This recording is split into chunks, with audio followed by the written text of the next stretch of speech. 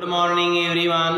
Class 9th के subject विषय हिंदी में आज हम सभी लोग अपनी पाठ्य पुस्तक स्पर्श पर चर्चा करने आए हुए हैं। तो आपका हिंदी के इस क्लास में हार्दिक स्वागत एवं अभिनंदन है। आइए हम चलते हैं अपनी पाठ्य पुस्तक हिंदी के काव्य रचना सियाराम शरण गुप्त जी की रचना एक फूल की चाह में, जिसमें सियाराम शरण जी ने मार्मिक दशा का वर्णन किया। पिछले दिनों हम लोगों ने इस एक फूल की चाह की इच्छा रखने वाली एक छोटी सी पुत्री जिसका नाम सुखिया था, उसके हृदय की भावनाओं और उसके दर्द का वर्णन किए गए, अर्थों को मैंने पढ़ा। पिछले दिनों सुखिया के कष्ट और उसके हृदय में उठने वाले महामारी के कारण उसकी पुत्री के मृत्यु के आने वाले समय को देखकर उसके हृदय के कंपन और उसके दुख का हमने वर्णन किया।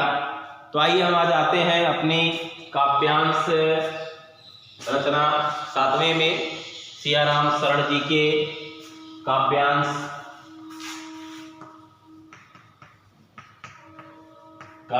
नंबर 7 में, जिसकी पहली कुछ पंक्तियों में हमने चर्चा कर ली थी। आइए आगे चलते हैं अगली 7 की बची हुई पंक्तियों में क्या था, तो चर्चा करते हैं। धूप दीप उत्सव की धारा, क्या कविता थी? धूप दीप से आमोदित था मंदिर का आंगन सारा, गूंज रही थी भीतर बाहर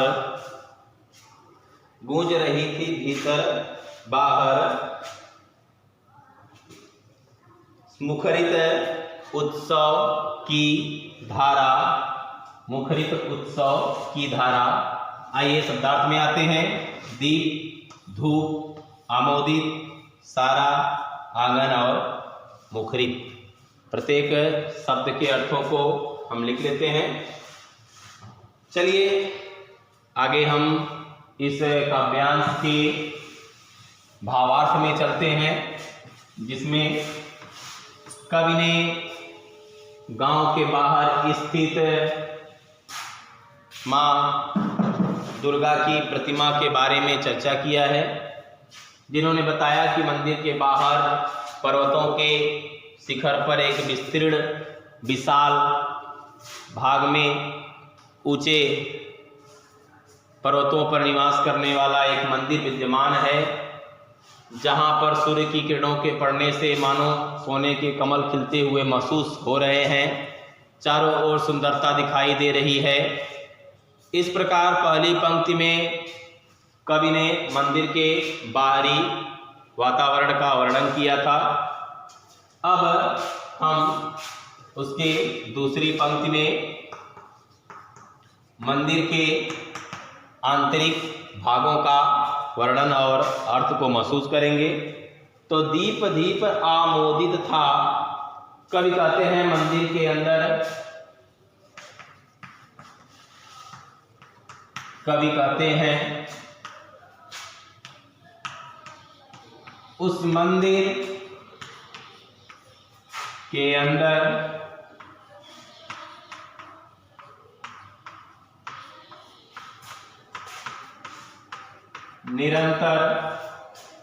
मंदिर के अंदर निरंतर दीपक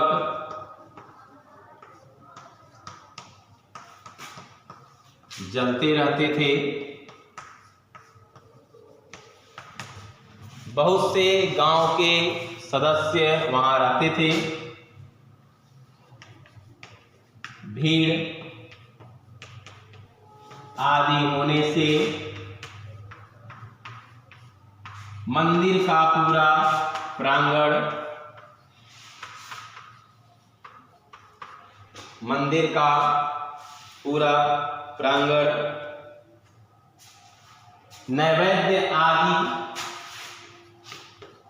नैवेद्य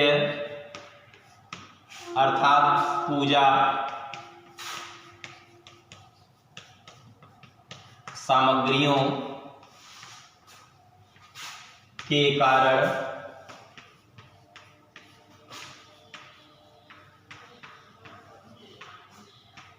सुगंध से भर गया था।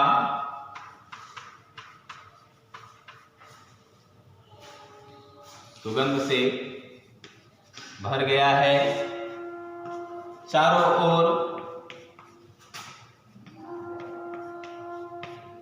चारों ओर मंदिर में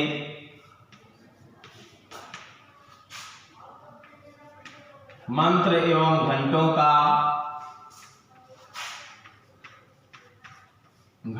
का ही उच्चारण हो रहा है।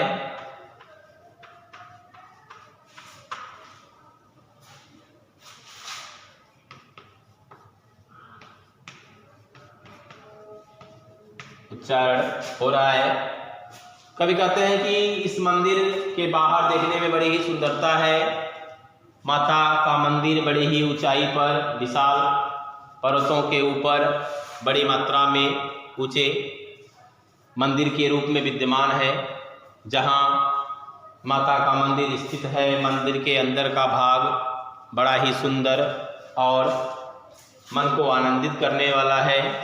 तो क्या कहते हैं, दीप धूप से आमोदित था उस माता का मंदिर। निरंतर भक्तों के द्वारा भरा हुआ था। भक्तों के द्वारा पूजा पाठ आदि कर्मों को करते रहने के कारण से मंदिर का पूरा प्रांगण प्रसन्नता, खुशियों, दीपक, प्रकाश और धूप, दीप, अगरबत्ती, होम आदि की वस्तुओं से निरंतर विद्यमान था। निरंतर चारों ओर मंदिर के इधर उधर दीपक ही दीपक जलते रहते थे। चारों ओर प्रकाश ही प्रकाश मंदिर में दिखाई देता था। मंदिर के अंदर, मंदिर के बाहर क्या कहते हैं, मंदिर का आंगन सारा गूंज रही थी भीतर बाहर मुखरित उत्सव की धारा। गूंज रही थी भीतर बाहर मुखरित उत्सव की धारा। माता दुर्गा का यह मंदिर का पूरा प्रांगण खुशियों और प्रसन्नताओं से मानो भरा हुआ दिखाई दे रहा था। चारों ओर दीपक और नैवेद्य का प्रकाश और उसकी सुंदरता चारों ओर विद्यमान थी। मंदिर में भक्तों का रेला लगा हुआ था। भक्त निरंतर मंदिर में पूजा पाठ आदि कर्मों में लगे हुए थे। तो ऐसा लगता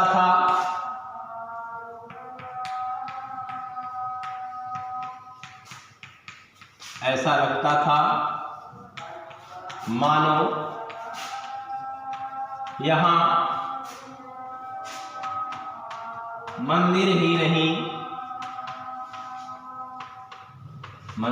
नहीं कोई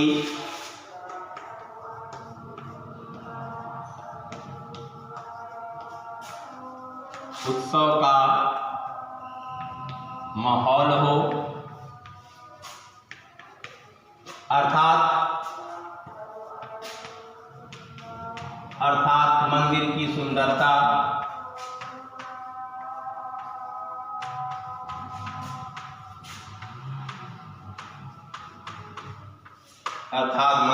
सुंदरता किसी त्योहार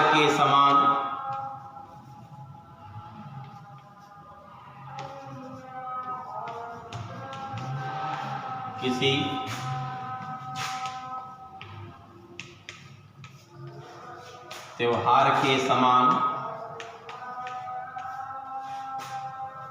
चारों ओर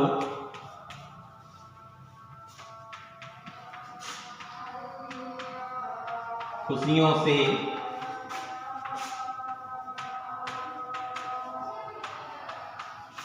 भरी हुई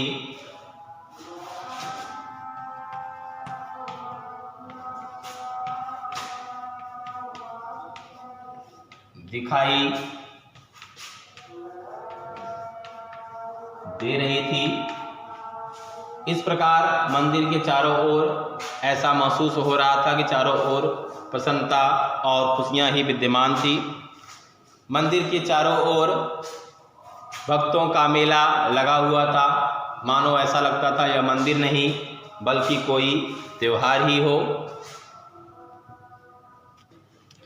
इस प्रकार कवि ने उस मंदिर की सुंदरता के बारे में बताया कि चारों ओर त्योहार का माहौल दिखाई दे रहा है, चारों ओर का वातावरण खुशियों से भर गया है। तो आइए चलते हैं अगली काव्य पंक्ति की ओर। ये हो गया सबका। चलिए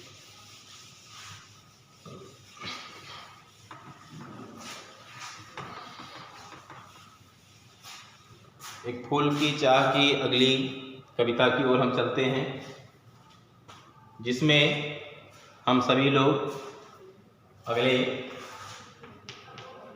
काव्यांश 8 पे चर्चा करेंगे।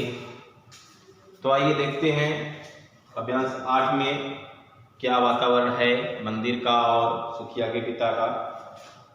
तो कविता है, भक्त वृंद मृदु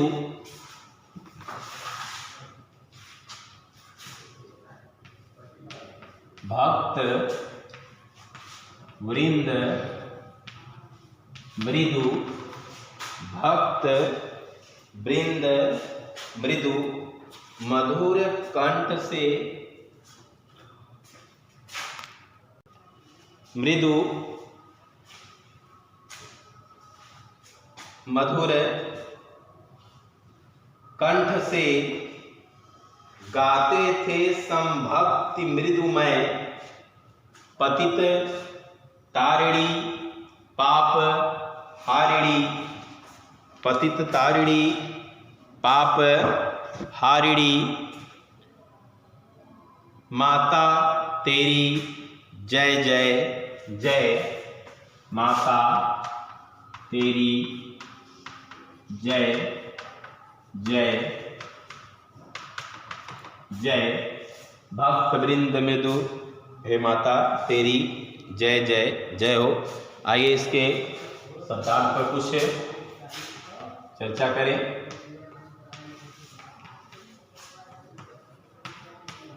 कठिन शब्दार्थ पर कविता है, भक्त वृंद मृदु मधुर कंठ से वृंद मृदु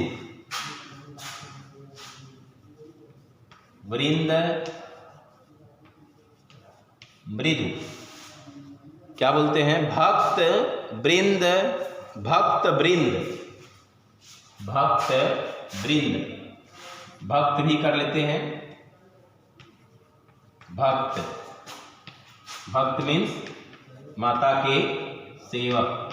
वृंद वृंद माने लोग या समूह, भक्त लोग या भक्तों का समूह। मृदु मीन्स मधुर। क्या कहते हैं? तो भक्त वृंद मृदु मधुर कंठ से, कंठ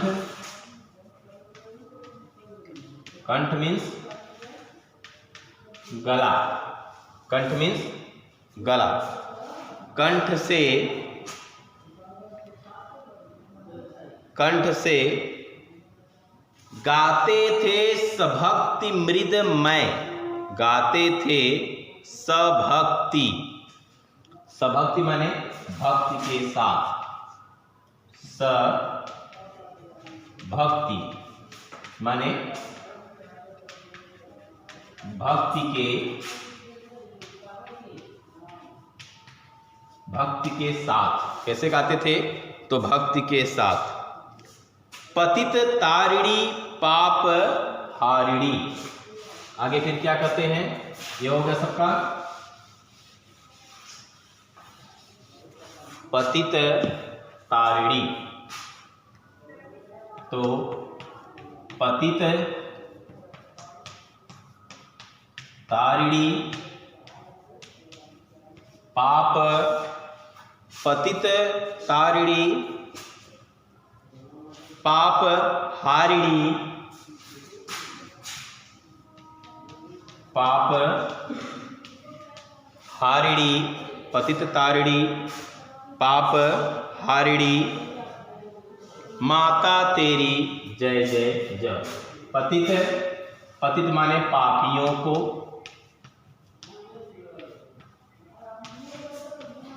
तारिणी माने तारने वाली या मुक्ति देने वाली।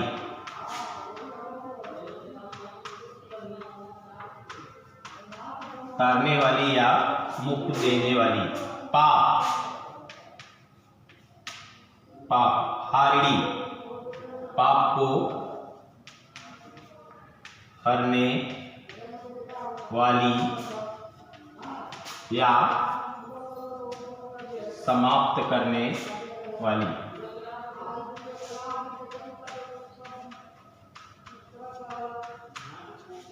समाप्त करने वाली। पाप हारिणी पाप को दूर करने वाली माता तेरी जय जय जय। तो आइए, शब्दार्थ हो गया। आइए चलते हैं हम इस कविता की पंक्ति के हम भावार्थ में।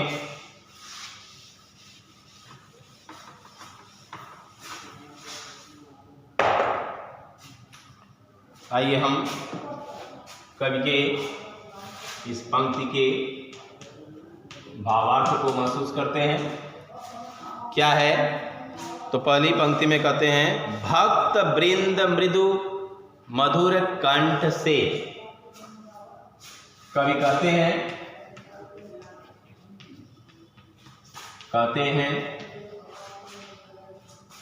जिस मंदिर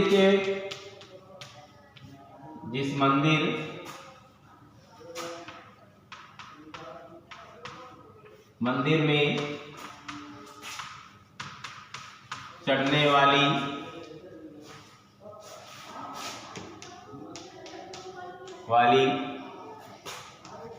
पुष्प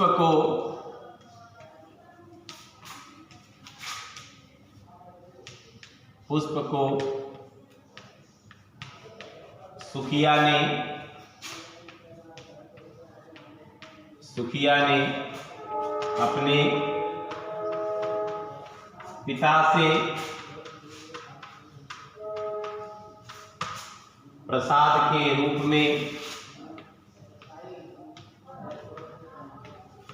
में मांगा था। वह कोई और नहीं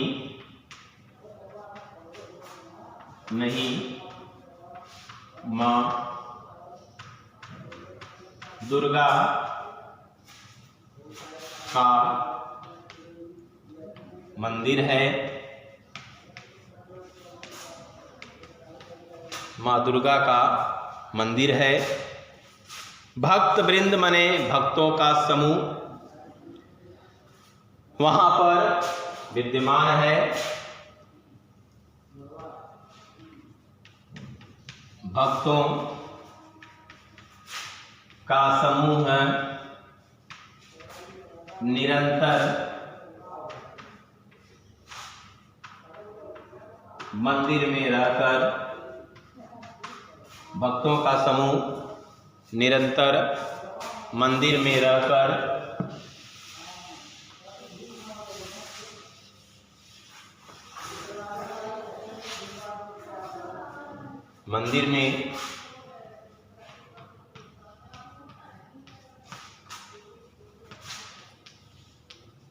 मंदिर में रहकर माता दुर्गा की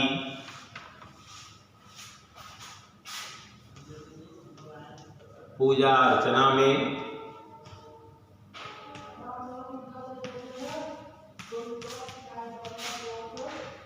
लगा रहता है। पूजा अर्चना में लगा रहता है। भक्त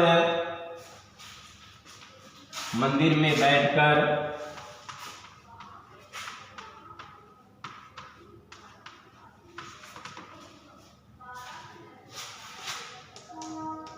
मंदिर में बैठकर गीत भजन आदि निरंतर गा रहे हैं।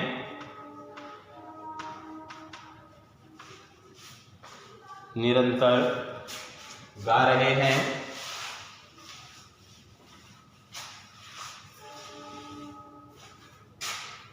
गा रहे हैं।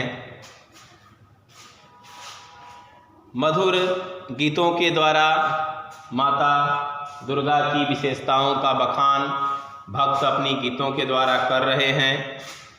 आगे फिर पंक्ति में कहते हैं, पतित तारिणी मृदु गाते थे सब भक्ति मदमय। माता दुर्गा की भक्ति में डूबकर माता दुर्गा की भक्ति में डूबकर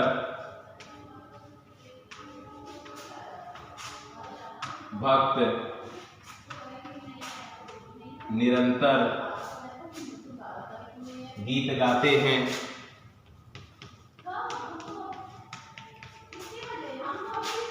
गाते हैं, हे पाप नाशिनी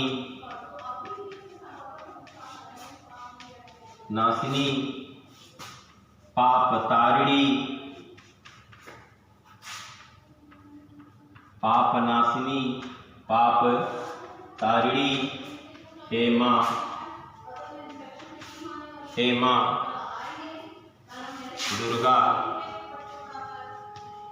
दुर्गा तेरी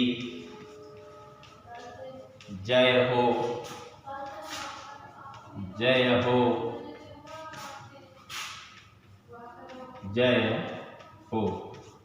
इस प्रकार कवि ने बताया कि माँ दुर्गा की आरती निरंतर 24 घंटे उस दरबार में होता रहता है। भक्त निरंतर माँ दुर्गा की आरती में डूब करके भक्ति रस का पान करते हुए लगे रहते हैं। मनुष्यों का जीवन उस मंदिर में जाकर के धन्य हो जाता है। व्यक्ति अपनी इच्छाओं और अपने दुखों को मंदिर में जाकर के भूल जाता है। निरंतर 24 घंटे माँ दुर्गा की उसमें आरती, पूजा, पाठ, भजन, कीर्तन होता रहता है।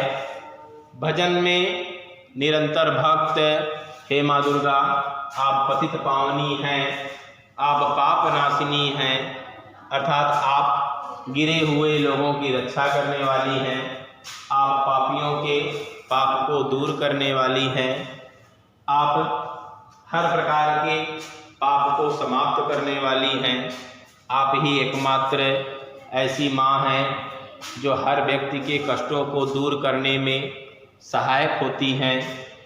निरंतर माँ दुर्गा आपकी ही हर जगह शक्ति का समावेश है। हे माँ दुर्गा आप ही हर कार्यों को करने के लिए आधार हैं। तो माँ दुर्गा आप पापनाशिनी हैं, आप पुण्यदायी हैं, आप हर व्यक्तियों के मन की इच्छाओं को पूरा करने वाली हैं। आप हर प्रकार के लोगों के कष्टों को दूर करने का सामर्थ्य रखती हैं। तो निश्चय ही हे माँ दुर्गा आपकी जय हो जय हो जय हो।